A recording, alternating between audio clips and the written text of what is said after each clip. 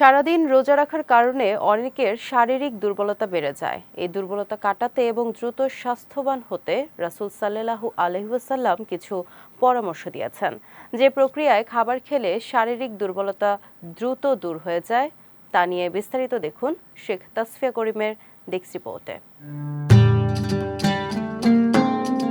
মহানবী সাল্লাল্লাহু আলাইহি ওয়াসাল্লাম সাধারণত যে খাবারগুলো খেতেন তা ইমাম তিরমিজি রহমতুল্লাহি আলাইহি শামায়েলে তিরমিজি গ্রন্থে উল্লেখ করেছেন।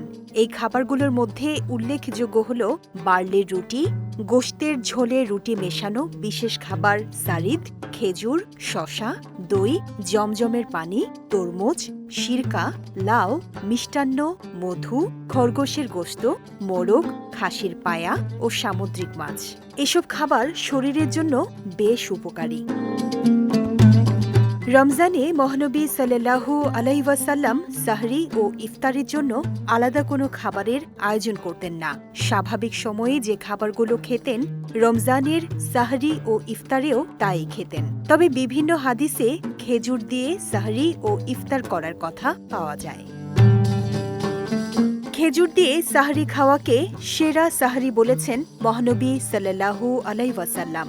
আবু হুরায়রা রাদিয়াল্লাহু তাআলা আনহু বর্ণনা করেন, মহানবী সাল্লাল্লাহু আলাইহি ওয়াসাল্লাম বলেন, খেজুর কতই না উত্তম সাহরি।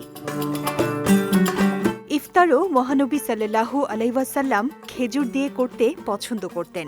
হযরত আনাস ইবনে মালিক রাদিয়াল্লাহু তাআলা আনহু থেকে বর্ণিত আছে, তিনি বলেন, নবী সাল্লাল্লাহু আলাইহি ওয়াসাল্লাম নামাজের আগে কয়েকটি কাঁচা খেজুর খেয়ে ইফতার করতেন।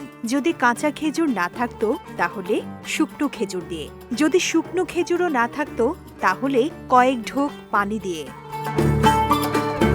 শসা অত্যন্ত পুষ্টিকর একটি খাবার, যার মধ্যে প্রচুর পরিমাণে vitamin A, B, C, K, mineral, manganese, potassium এবং কপার পাওয়া যায়।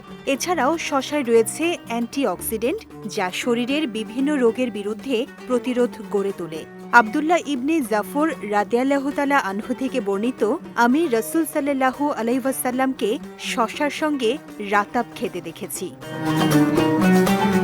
দই হল একটি প্রোবায়োটিক, যা শরীরের ভালো ব্যাকটেরিয়া সরবরাহ করে এবং রোগ প্রতিরোধ ক্ষমতা বাড়ায়। তাই রোজার মাসে গ্যাস বা বদহজমের সমস্যা হলে শসা এবং খেজুরের সঙ্গে দই খাওয়া যেতে পারে।